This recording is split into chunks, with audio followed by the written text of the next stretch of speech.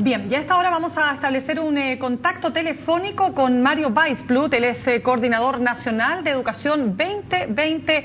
Mario, ¿qué tal? Muy buenos días. Hola, gracias. Muy buenos días.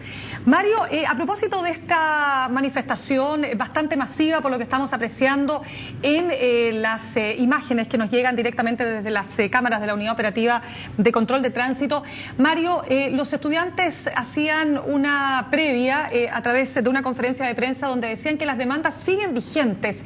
¿Cuál cree usted que es la demanda más importante de los estudiantes que aún no ha sido concretada, que aún no ha visto la luz, de todas aquellas que se han puesto sobre la mesa?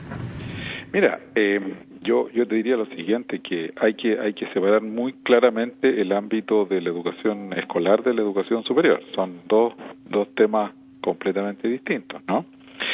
Pero mira, en el fondo yo no puedo sino simpatizar con la molestia de los estudiantes.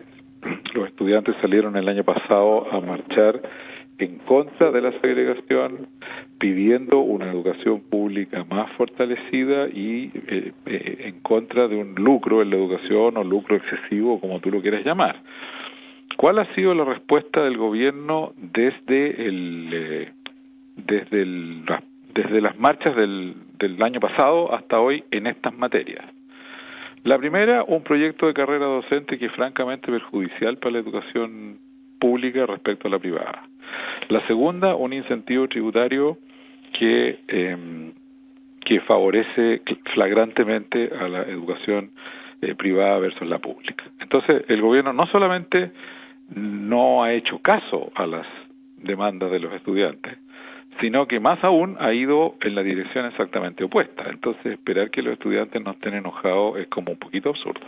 A ver, Mario, de todas maneras, cuando usted habla del proyecto de carrera docente, me gustaría que nos explicara por qué es perjudicial, porque el gobierno muy por el contrario plantea que esta es una de las vías para mejorar precisamente la calidad de la educación a nivel escolar y secundario. Es que, ¿sabes? Lo que pasa es que hay un cierto grado de como te dijera, de maquiavelismo en muchos de estos planteamientos, porque es como meter escondido dentro de los proyectos de ley cuestiones que es difícil darse cuenta, pero que a la hora de observarlos tú te das cuenta que son como tal. Esta no es la primera vez. En enero del 2011 se planteó un proyecto de ley de calidad y equidad de la educación, estoy hablando de enero del 2011, hace más de un año y medio, que se veía fantástico hasta que le leímos la letra chica y resultaba que demolía las finanzas de la mitad de los municipios más chicos de Chile, ¿no? Entonces lo logramos gritar y parar en el Congreso nosotros, Educación 2020, pero exige una explicación por qué se hace eso, ¿no? Después, el proyecto de carrera docente, tú lo lees y en realidad es magnífico. O sea, no te puedo decir que estoy de acuerdo con el 100% de todo, pero es un muy buen proyecto, con un pequeño detalle. A ver si a ti te parece razonable.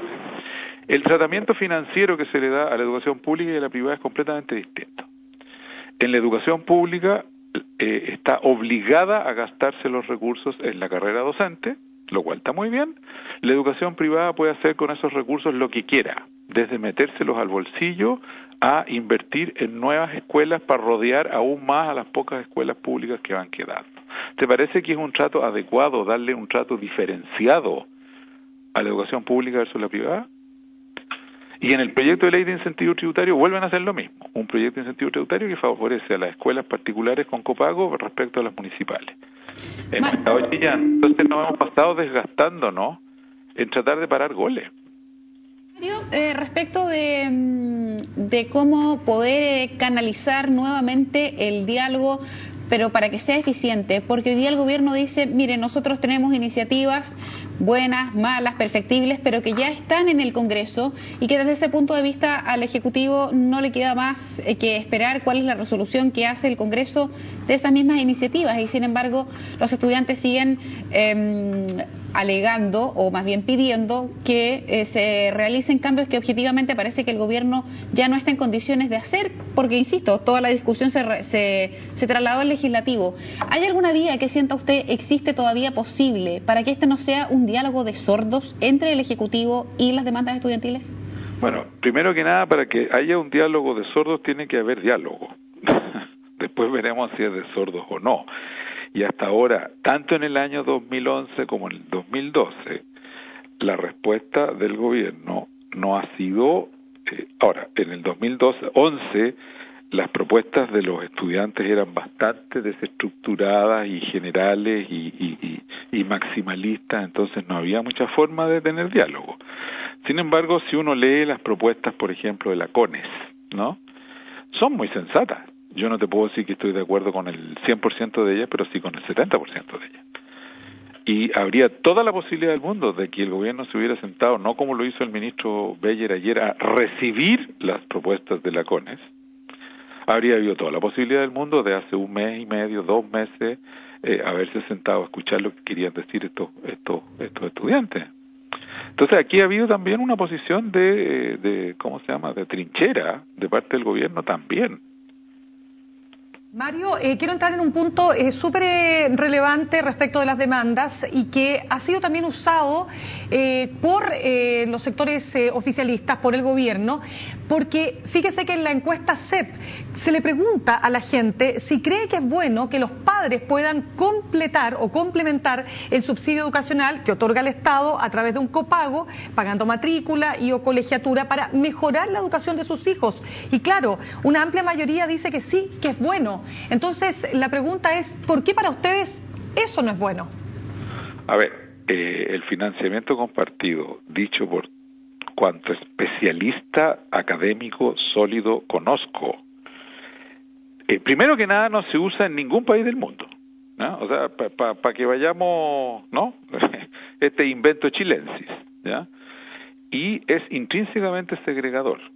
Y esto está dicho por académicos de Harvard, de Oxford, de MIT, de Cambridge, de donde tú quieras, doctorados que publican en revistas internacionales que afirman que esta cuestión es inconveniente porque segrega por clases sociales el sistema educativo y eso produce una pérdida total de cohesión social en el país y es la fuente de muchos de los dramas que estamos viviendo y vamos a vivir. Tenemos el sistema de educación más segregado del mundo y eso no es por casualidad, eso es porque tenemos estos esquemas. Entonces, nuestra posición no es quitar de un día para otro el financiamiento compartido, sino que ir subiendo la subvención de manera que los padres no tengan la necesidad de pagar financiamiento compartido en algún lugar donde se necesita gratuidad para integrar a la sociedad, no es precisamente en universitario, sino que en escolar. ¿No? El ministro Beyer ha dicho que se han aumentado considerablemente las subvenciones desde que asumió este gobierno. ¿Le parece a usted que es insuficiente lo que se ha otorgado todavía? Yo comparto que sea complementado, pero seguimos complementándola sin disminuir el monto del financiamiento compartido, ¿me explico? Con lo cual está facilitando la segregación. Ahora, ojo, que lo que se está discutiendo en este momento en el Congreso, y esta es una tendencia un poquito nefasta, que es una técnica un poquito goebbeliana, que es maximizar los argumentos del oponente para ridiculizarlos. En este momento no hay ningún proyecto de terminar con el financiamiento compartido. Lo que estamos diciendo es que este incentivo tributario no lo profundice, ¿me explico? No lo consolide, pero ahora escucho en la televisión frases terroristas como que queremos terminar con la educación privada, mentira, que en este momento estamos planteando terminar con el financiamiento compartido, mentira, pero una técnica muy común es exagerar las peticiones de quienes están en desacuerdo contigo para después ridiculizarlas. Y eso hace. Bien, Mario, le queremos agradecer mucho haber recibido el llamado de CNN para compartir con nosotros algunos de los aspectos que nos parecen relevantes de este tema que lleva ya bastante tiempo en la agenda y que se ha transformado ciertamente en uno de los tópicos más importantes desde el quehacer nacional. Muy amable y que tenga un muy buen día. Muchas gracias. Que le vaya bien.